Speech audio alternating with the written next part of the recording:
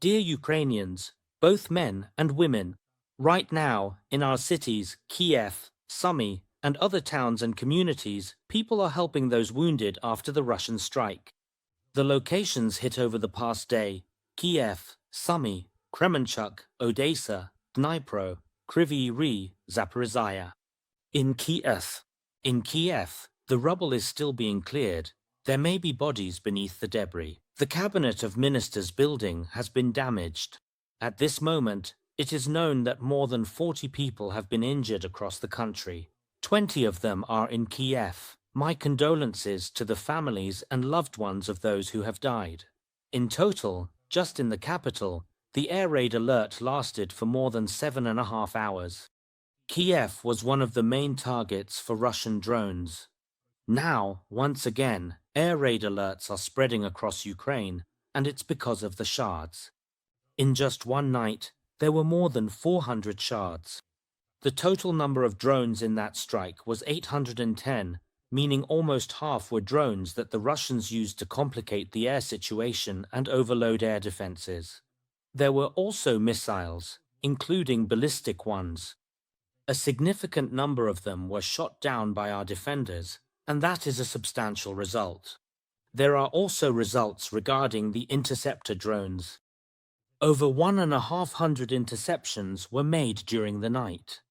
And the electronic warfare units, army aviation, mobile fire groups, Air Force fighter pilots, and anti-aircraft gunners also performed well.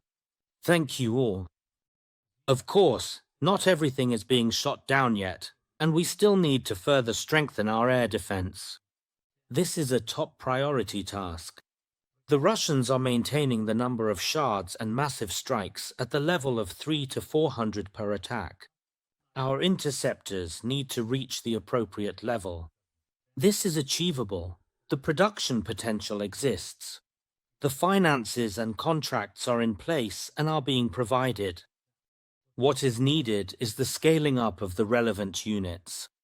Thank you to everyone in the Defense Forces who is carrying out this task, and thank you to everyone who is helping, every volunteer, every company developing this interceptor technology, implementing it, training crews. All of this is about saving people's lives. And it is important that today there is a broad response from our partners to this strike. It is obvious that Russia is trying to inflict pain on Ukraine, and the strikes are becoming more brazen. This is a clear sign that Putin is testing the world.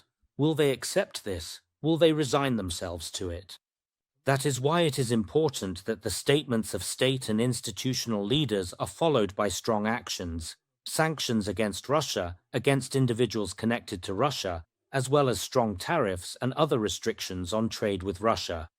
Their losses must be felt, and that is what is truly convincing, as well as our long-range capabilities. Putin does not want negotiations. He is clearly hiding from them.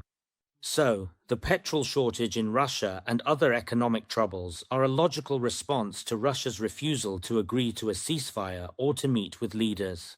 This week, there will be a meeting in the Ramstein format. Today, together with Ukraine's Minister of Defense, Denis Shmyhal, we discussed preparations and priorities for the negotiations at Ramstein. We are expecting new support packages. Rustem Umerov also reported today. In the coming days, we are preparing a staff meeting focused specifically on the technological aspects of our defense and our long-range actions. I spoke with the President of France, Emmanuel Macron.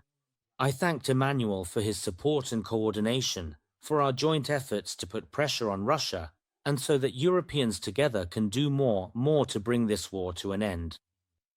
We were also in contact with Mark Rutte today. There have already been many responses from leaders, heads of government, and heads of international organizations. Thank you to everyone. The Ministry of Foreign Affairs of Ukraine is informing all partners about the latest Russian escalation. We are counting on a strong response from America. That is what is needed. And one more thing. Today is the day of Ukraine's military intelligence. Thank you, lads, for your strength, for all your successful operations. I especially want to thank you for the operation in the Black Sea, which opened up maritime export corridors for Ukraine. Thank you for the vital information. Respect to our intelligence officers. And we always remember the fallen heroes. Glory to Ukraine.